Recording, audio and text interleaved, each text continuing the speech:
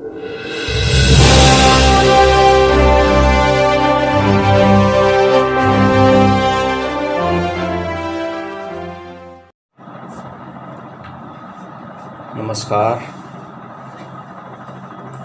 मैं नरेश रोहिला और भारत नमन के आज की वीडियो में मैं आपका स्वागत करता हूं। आज हमारा लगातार ये चौथा बुलेटिन है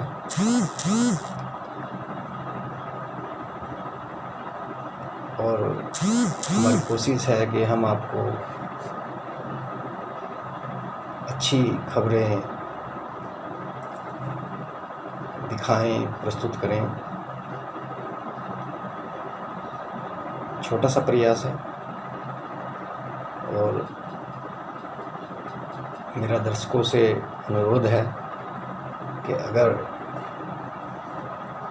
उन्हें हमारा ये प्रयास अच्छा लगे तो वो हमारे बुलेटिन को, हमारी वीडियो को ज़रूर सब्सक्राइब करें, लाइक करें, शेयर करें। हमारे दर्शक ऐसा करते हैं तो हमारा उत्साहवर्धन होगा और हम अपने संसाधनों में, जो बहुत कम संसाधन हैं, उनमें और अच्छा करने की कोशिश करें। आपको अच्छी और सटीक जानकारी की खबरें पहुंचाने की हमारी कोशिश हो सके। आज मैं सबसे पहले अपने हिमालय पुत्र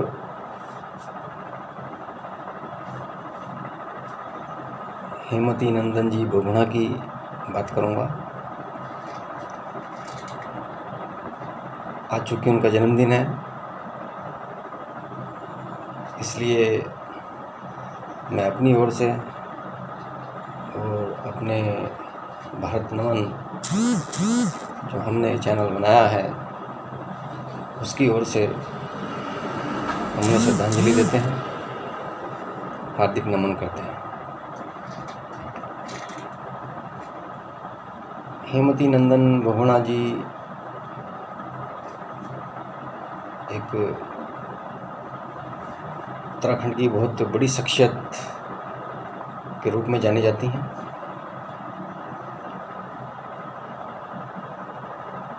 बेहद वरिष्ठ राजनीतिज्ञ रहे हैं।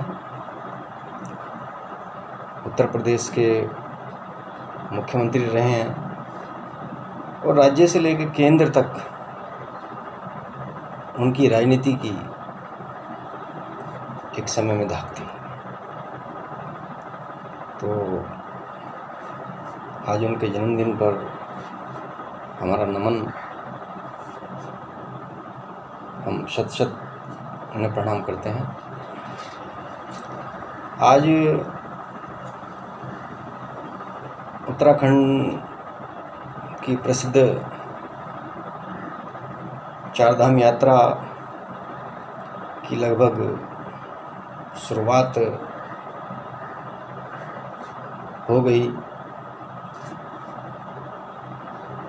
अगर हम ऐसा कहते हैं तो ये उचित होगा, क्योंकि आज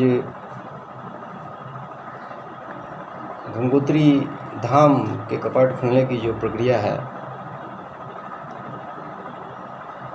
वो आरंभ हो गई। गंगोत्री धाम के कपाट हालांकि कल खोले जाएंगे, लेकिन आज माँ गंगा की जो डोली है वो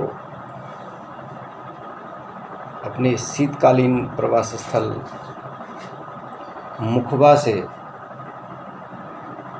गंगोत्री धाम के लिए रवाना हो चुकी है।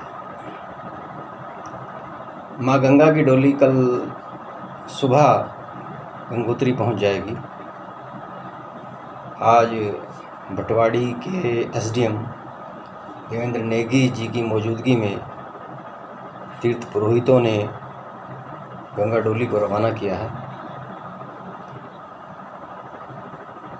और कल मंत्रोच्चार के बीच पूर्ण विधि विधान के साथ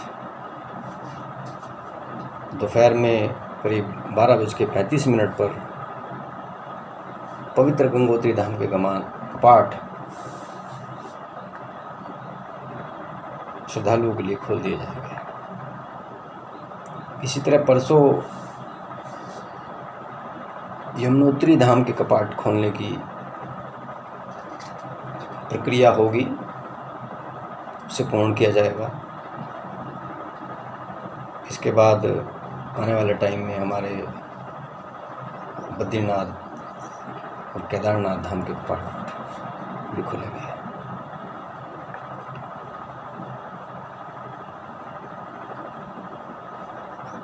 चारधाम यात्रा उत्तराखंड के लिए बहुत ही महत्वपूर्ण विषय है और हमारे पर्वतीय क्षेत्रों के बहुत सारे लोगों का जो जीवन यापन है वो चारधाम यात्रा पर ही निर्भर रहता है। इस बार कोविड-19 के चलते इस बीमारी से बचाव के लिए प्रधानमंत्री जी के कहने पर जो लॉकडाउन चल रहा है,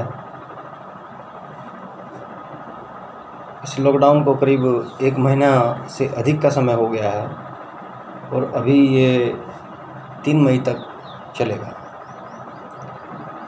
इस लॉकडाउन के चलते देश की तरह राज्य में भी सब कुछ बंद है, लोगों के कामकाज ठप हैं, यात्रा भी विलंब से शुरू हो रही है।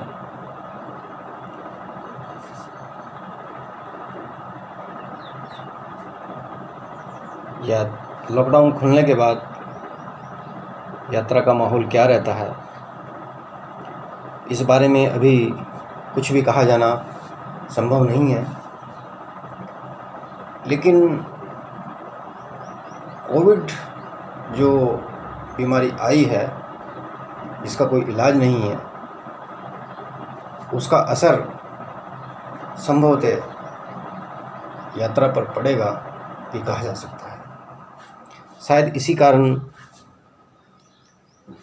यात्रा के दौरान जो सामाजिक दूरी का जो एक प्रावधान है इस बीमारी में, जो हमारे चिकित्सा विशेषज्ञों ने बताया है, उसको पूरा करने की कोशिश होगी और इसी तरीके की तैयारियां भी हैं। आज डोली रवानगी के समय में भी इसका पूरा ध्यान रखा गया। गंगा डोली की रवानगी के समय कोई श्रद्धालु, कोई तीर्थयात्री नहीं था। इससे अंदाज़ा लगाया जा सकता है कि बीमारी का असर देखने को अभी और मिलेगा। बहरहाल उम्मीद करते हैं कि चारधाम यात्रा सभी के लिए शुभ हो। जिन लोगों का जीवन यापन इसी यात्रा पर निर्भर है, उनके लिए अच्छा हो, उनका काम अच्छे से चले।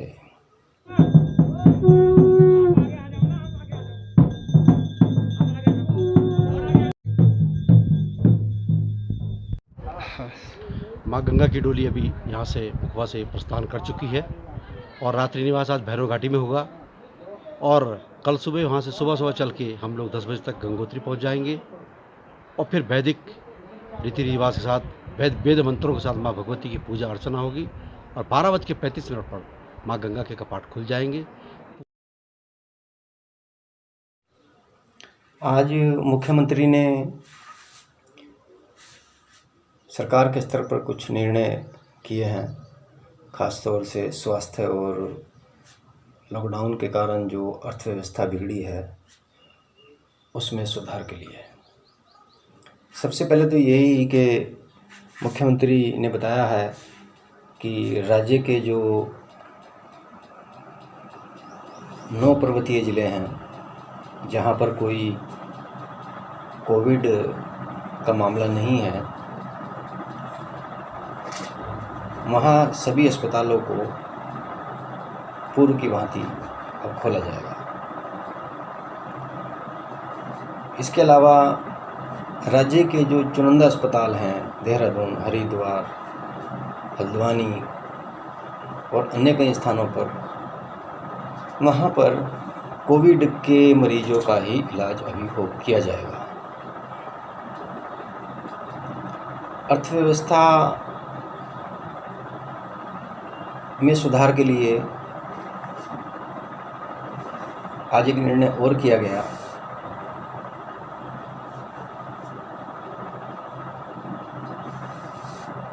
कैबिनेट मिनिस्टर सुबोध उनियाल की अध्यक्षता में एक मंत्रिमंडलीय उपसमिति का गठन किया गया जो अर्थव्यवस्था को सुधारने की दृष्टि से क्या कदम उठाए जा सकते हैं इस विषय में अध्ययन करेगी और अपनी जो संस्तुतियां हैं वो देगी।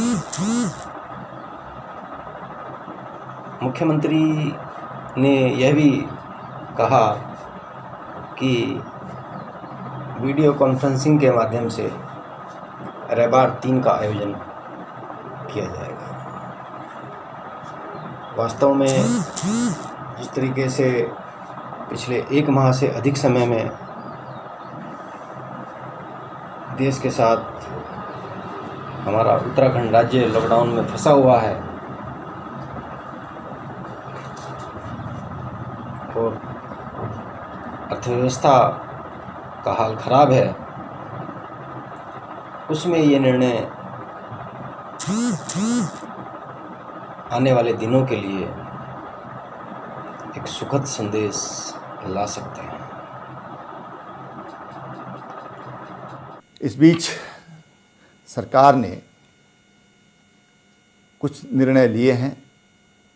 एक तो उत्तराखंड के जो हमारे 9 पहाड़ी जनपद हैं जिनमें कोई भी कोविड-19 का पेशेंट नहीं मिला, वो अस्पताल अब पूर्व की भांति खुल जाएंगे और आम जनता का इलाज जैसे पहले करते थे उनका इलाज अब इन अस्पतालों के माध्यम से कल से ही ये प्रारंभ कर दिया जाएगा।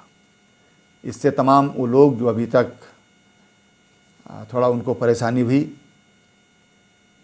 वो परेशानी भी उनकी दूर होगी और जिस तरह से सीज़न आ रहा है, डायरिया की समस्या होती है, डेंगू की भी ये सीज़न है, तो उनसे भी हम लोग इस अस्पतालों के माध्यम से हम वो स्वास्थ्य सेवाएं हम ले सकेंगे। एक तो सरकार ने निर्णय लिया कोविड अस्पताल के रूप में अब मेला अस्पताल हरिद्वार, दून हॉस्पिटल देहरादून और निर्माणाधीन मेडिकल कॉलेज रुद्रपुर और सुशीला तिवारी अस्पताल हल्द्वानी, ये अब इनमें ही अब कोविड का इलाज होगा। बाकी पूर्व की भांति लोगों का इलाज करेंगे। दूसरी बात कि सरकार ने एक निर्णय लिया है कि एक मंत्रिमंडलीय उपसमिति कोविड-19 की वजह से जो अर्थव्यवस्था को नुकसान हुआ है उसकी हम कैसे भरपाई कर सकते हैं, कैसे हम लोकल रोज़गार पैदा कर सकते हैं, अपने नौजवानों को काम दे सकते हैं और जो गरीब लोग हैं हमारी, उनकी आर्थिकी हम कैसे मजबूत कर सकते हैं, इस दृष्टि से एक समिति श्री सुबोध उनियाल जो हमारे वरिष्ठ मंत्री हैं, कृषि मंत्री हैं, उनकी अध्यक्षता में हम बना रहे हैं और उसमें सदस्य के रूप में श्री धन सिंह रावत जी और श्रीमती रेखा आर्या ये उसमें सदस्य के रूप में होंगे। तीसरी बात हमने निर्णय लिया है कि शीघ्र ही मैं स्वयं तमाम अपने प्रदेश के जो प्रवासी लोग हैं, जो विविध क्षेत्र में जिनका अपना स्थान है, उनसे हम वीडियो कॉन्फ्रेंसिंग के माध्यम से बातचीत करेंगे। यानी रविवार 3 ये कार्यक्रम हम एक बार फिर उन लोगों से परामर्श करेंगे।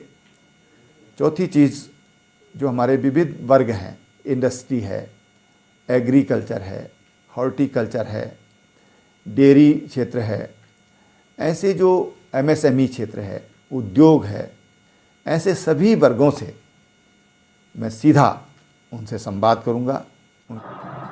इसके अलावा कई छोटी छोटी खबरें भी हैं जिन्हें हम आज अपने संदेशों और वीडियो के माध्यम से आपके साथ साझा करेंगे। आज ऋषिकेश में मुनि की रेती क्षेत्र में खाद्य सुरक्षा अधिकारी ने कई दुकानों का निरीक्षण किया और कुछ चीज़ों को देखा।